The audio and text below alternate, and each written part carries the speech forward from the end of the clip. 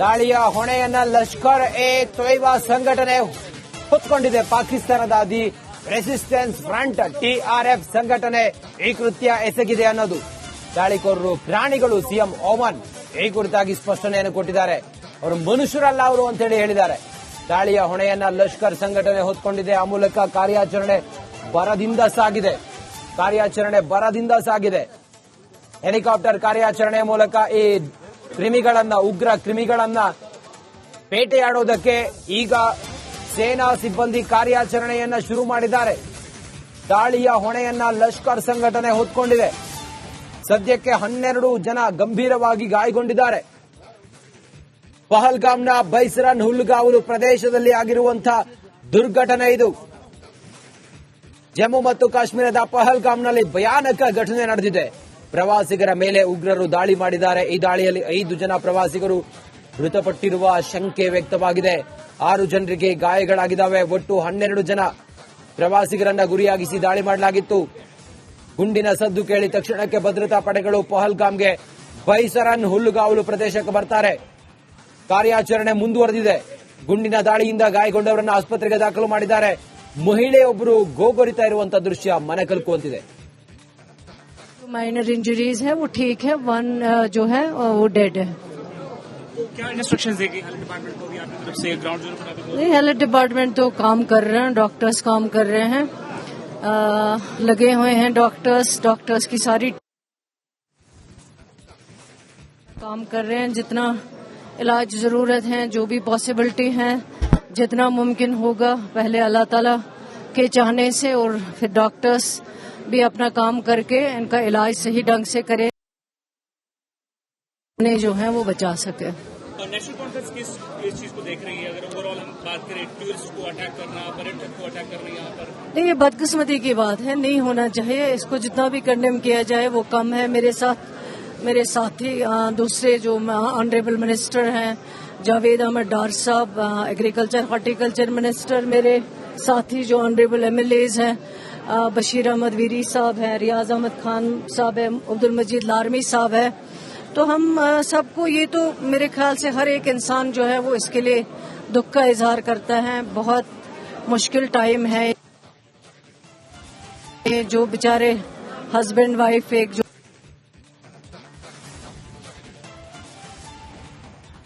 ನೋಡಿ, ಅಲ್ಲಿ ಘಟನೆಯ ತೀವ್ರತೆಯ ಕುರಿತು ಅಲ್ಲಿನ ಮಂತ್ರಿಯೊಬ್ಬರು, ಮಿನಿಸ್ಟರ್ ಒಬ್ರು ಮಾತಾಡ್ತಾ ಇದ್ರು. ಏನಾಯ್ತು ಏನು ಅನ್ನೋದ್ರ ಬಗ್ಗೆಯೂ ಕೂಡ ಕ್ಲಾರಿಟಿಯನ್ನು ಕೊಡ್ತಾ ಇದ್ರು. ನೋಡಿ, ಸದ್ಯಕ್ಕೆ ಈಗ ಕಾರ್ಯಾಚರಣೆ ಮುಂದುವರೆದಿದೆ. ಕಾರ್ಯಾಚರಣೆಯಲ್ಲಿ ಉಗ್ರರ ಪತ್ತೆ ಕಾರ್ಯಾಚರಣೆ ಈಗ ಮುಂದುವರೆದಿದೆ.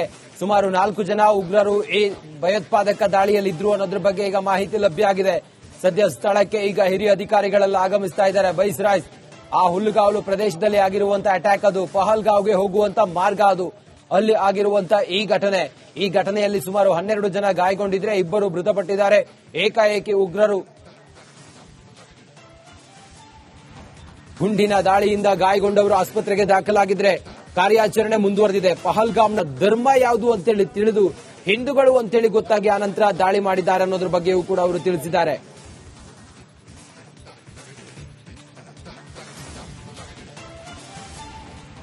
ಏನು ಕಾಶ್ಮೀರದಲ್ಲಿ ಭಯೋತ್ಪಾದಕರ ದಾಳಿಯಾಗಿರುವಂತದ್ದು, ದಾಳಿಯಲ್ಲಿ ಏನು ಶಿವಮೊಗ್ಗ ಮೂಲದ ವ್ಯಕ್ತಿಯೊಬ್ಬರಿಗೆ ಗುಂಡೇಟು ಬಿದ್ದಿರುವಂತದ್ದು. ಈ ಪ್ರಕರಣಕ್ಕೆ ಸಂಬಂಧಪಟ್ಟಂತೆ ಈಗಾಗಲೇ ಅವರ ಪತ್ನಿ ಸಹ ನಮ್ಮ ಜೊತೆಗೆ ಮಾತಾಡಿದ್ರು.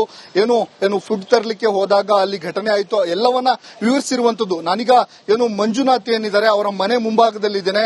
ಶಿವಮೊಗ್ಗದ ವಿಜಯನಗರದಲ್ಲಿರುವಂತಹ ಅವರ ಮನೆ ಮುಂಭಾಗದಲ್ಲಿ ಇರುವಂತದ್ದು ನೋಡಬಹುದು ನೀವು. ಇದೇ ಅವರ ಮನೆ.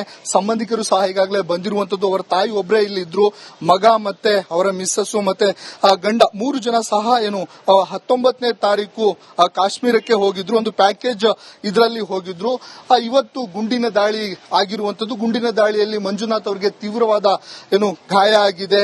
ಏನಾಗಿದೆ ಅನ್ನುವಂತ ಮಾಹಿತಿಗಳು ಸಹ ಸಾಕಷ್ಟು ಲಭ್ಯವಾಗ್ತಿಲ್ಲ. ಆದ್ರೆ ಅವರಿಗೆ ಸಾಕಷ್ಟು ಗಾಯ ಆಗಿರುವಂತದ್ದು. ಇದೇ ಅವರ ಮನೆ. ಈಗಾಗಲೇ ಸಂಬಂಧಿಕರು ಬರ್ತಿದ್ದಾರೆ. ಅವರ ನೆರೆಹೊರೆಯವರು ಸಹ ಹೇಳ್ತಿದ್ರು 19ನೇ ತಾರೀಕು ಇಲ್ಲಿಂದ ಅವರು ಹೋಗಿದ್ರು, ಒಂದು ಪ್ಯಾಕೇಜ್ ಟೂರ್ ಇದರಲ್ಲಿ ಹೋಗಿದ್ರು ಅನ್ನುವಂತ ಮಾತನ್ನ ಹೇಳ್ತಿರುವಂತದ್ದು. ಒಟ್ಟಾರೆಯಾಗಿ ನೋಡೋದಾದ್ರೆ ಶಿವಮೊಗ್ಗ ಮೂಲದ ಮಂಜುನಾಥ್ ಇದ್ದಾರೆ. ಈಗ ಗುಂಡಿನ ದಾಳಿಗೆ ಬಲಿಯಾಗಿರುವಂತದ್ದು. ಈ ಕುರಿತು ಸಂಬಂಧಿಕರಿಗೆ ಮಾಹಿತಿ ತಿಳಿದಂತೆ ದೌಡಾಯಿಸುತ್ತಿರುವುದನ್ನ ನೋಡಬಹುದು. ಕ್ಯಾಮರಾ ಪರ್ಸನ್ ಚಿರಾಗ್ ಜೊತೆ ವಿಮಾನಕ್ಕೆ ರಿಪಬ್ಲಿಕ್ ಕನ್ನಡ, ಶಿವಮೊಗ್ಗ. ಈಗ ನಮ್ಮ ಮನೆ ಮುಂದೆ ಮಂಜುಶ್ರೀ ಅಂತ ಹೇಳಿ ಮಂಜುನಾಥ ರಾವ್ ಅವರು ಕಾಶ್ಮೀರಕ್ಕೆ ಹೋಗಿದ್ದಾರೆ. ಅಲ್ಲಿನ ಗುಂಡಿನ ದಾಳಿ ಆಗಿದೆ ಅಂತ ಒಂದು ವಿಷಯ ಬಂದಿದೆ. ಅದಕ್ಕೆ ಇನ್ನು ನಮಗಿನ್ನೂ ಮಾಹಿತಿ ಏನು ಸರಿಯಾಗಿ ಗೊತ್ತಿಲ್ಲ, ಮನೇಲಿ ಇನ್ನು ಗೊತ್ತಿಲ್ಲ.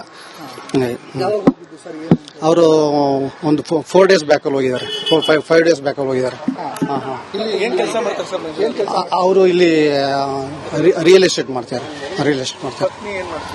ಪತ್ನಿ ಅವರು ಗೌರ್ಮೆಂಟ್ ಜಾಬ್ ಅಲ್ಲಿ ಇದ್ದಾರೆ. ಗೊತ್ತಿಲ್ಲ, ಅದು ಸರಿಯಾಗಿ ಗೊತ್ತಿಲ್ಲ.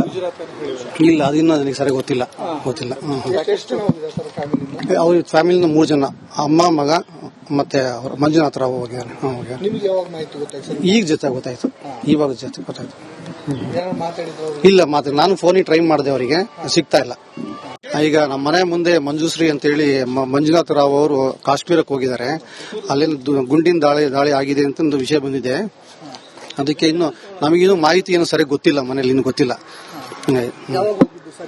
ಅವರು ಒಂದು 4 days ಬ್ಯಾಕ್ ಅಲ್ಲಿ ಹೋಗಿದ್ದಾರೆ, 5 days ಬ್ಯಾಕ್ ಅಲ್ಲಿ ಹೋಗಿದ್ದಾರೆ. ಧರ್ಮ ಯಾವುದು ಅಂತೇಳಿ ತಿಳಿದು ಹಿಂದೂಗಳು ಅಂತೇಳಿ ಗೊತ್ತಾಗಿ ಆನಂತರ ದಾಳಿ ಮಾಡಿದ್ದಾರೆ ಅನ್ನೋದ್ರ ಬಗ್ಗೆಯೂ ಕೂಡ ಅವರು ತಿಳಿಸಿದ್ದಾರೆ.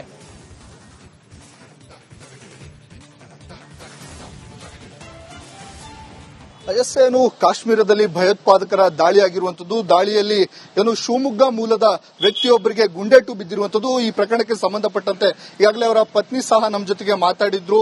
ಏನು ಫುಡ್ ತರಲಿಕ್ಕೆ ಹೋದಾಗ ಅಲ್ಲಿ ಘಟನೆ ಆಯಿತು ಎಲ್ಲವನ್ನ ವಿವರಿಸಿರುವಂತದ್ದು. ನಾನೀಗ ಮಂಜುನಾಥ್ ಏನಿದ್ದಾರೆ ಅವರ ಮನೆ ಮುಂಭಾಗದಲ್ಲಿದ್ದೇನೆ. ಶಿವಮೊಗ್ಗದ ವಿಜಯನಗರದಲ್ಲಿರುವಂತಹ ಅವರ ಮನೆ ಮುಂಭಾಗದಲ್ಲಿ ಇರುವಂತದ್ದು ನೋಡಬಹುದು ನೀವು. ಇದೇ ಅವರ ಮನೆ. ಸಂಬಂಧಿಕರು ಸಹ ಈಗಾಗಲೇ ಬಂದಿರುವಂತದ್ದು. ಅವರ ತಾಯಿ ಒಬ್ಬರೇ ಇಲ್ಲಿ ಇದ್ರು, ಮಗ ಮತ್ತೆ ಅವರ ಮಿಸ್ಸಸ್ ಮತ್ತೆ ಗಂಡ 3 ಜನ ಸಹ 19ನೇ ತಾರೀಕು ಕಾಶ್ಮೀರಕ್ಕೆ ಹೋಗಿದ್ರು. ಒಂದು ಪ್ಯಾಕೇಜ್ ಇದರಲ್ಲಿ ಹೋಗಿದ್ರು. ಇವತ್ತು ಗುಂಡಿನ ದಾಳಿ ಆಗಿರುವಂತದ್ದು. ಗುಂಡಿನ ದಾಳಿಯಲ್ಲಿ ಮಂಜುನಾಥ್ ಅವರಿಗೆ ತೀವ್ರವಾದ ಗಾಯ ಆಗಿದೆ. ಏನಾಗಿದೆ ಅನ್ನುವಂತ ಮಾಹಿತಿಗಳು ಸಹ ಸಾಕಷ್ಟು ಲಭ್ಯವಾಗ್ತಿಲ್ಲ. ಆದ್ರೆ ಅವರಿಗೆ ಸಾಕಷ್ಟು ಗಾಯ ಆಗಿರುವಂತದ್ದು. ಇದೇ ಅವರ ಮನೆ. ಈಗಾಗಲೇ ಸಂಬಂಧಿಕರು ಬರ್ತಿದ್ದಾರೆ. ಅವರ ನೆರೆಹೊರೆಯವರು ಸಹ ಹೇಳ್ತಿದ್ರು 19ನೇ ತಾರೀಕು ಇಲ್ಲಿಂದ ಅವರು ಹೋಗಿದ್ರು, ಒಂದು ಪ್ಯಾಕೇಜ್ ಟೂರ್ ಇದರಲ್ಲಿ ಹೋಗಿದ್ರು ಅನ್ನುವಂತ ಮಾತನ್ನ ಹೇಳ್ತಿರುವಂತದ್ದು. ಒಟ್ಟಾರೆಯಾಗಿ ನೋಡೋದಾದ್ರೆ ಶಿವಮೊಗ್ಗ ಮೂಲದ ಮಂಜುನಾಥ್ ಇದ್ದಾರೆ. ಈಗ ಗುಂಡಿನ ದಾಳಿಗೆ ಬಲಿಯಾಗಿರುವಂತದ್ದು. ಈ ಕುರಿತು ಸಂಬಂಧಿಕರಿಗೆ ಮಾಹಿತಿ ತಿಳಿದಂತೆ ದೌಡಾಯಿಸುತ್ತಿರುವುದನ್ನ ನೋಡಬಹುದು. ಕ್ಯಾಮರಾ ಪರ್ಸನ್ ಚಿರಾಗ್ ಜೊತೆ ವಿಮಾನಕ್ಕೆ ರಿಪಬ್ಲಿಕ್ ಕನ್ನಡ, ಶಿವಮೊಗ್ಗ. ಈಗ ನಮ್ಮ ಮನೆ ಮುಂದೆ ಮಂಜುಶ್ರೀ ಅಂತ ಹೇಳಿ ಮಂಜುನಾಥ ರಾವ್ ಅವರು ಕಾಶ್ಮೀರಕ್ಕೆ ಹೋಗಿದ್ದಾರೆ. ಅಲ್ಲಿನ ಗುಂಡಿನ ದಾಳಿ ಆಗಿದೆ ಅಂತ ಒಂದು ವಿಷಯ ಬಂದಿದೆ. ಅದಕ್ಕೆ ಇನ್ನು ನಮಗಿನ್ನೂ ಮಾಹಿತಿ ಏನು ಸರಿಯಾಗಿ ಗೊತ್ತಿಲ್ಲ, ಮನೇಲಿ ಇನ್ನು ಗೊತ್ತಿಲ್ಲ. ಅವರು ಒಂದು 4 days ಬ್ಯಾಕ್ ಅಲ್ಲಿ ಹೋಗಿದ್ದಾರೆ, 5 days ಬ್ಯಾಕ್ ಅಲ್ಲಿ ಹೋಗಿದ್ದಾರೆ. ಅವರು ಇಲ್ಲಿ ರಿಯಲ್ ಎಸ್ಟೇಟ್ ಮಾಡ್ತಾರೆ.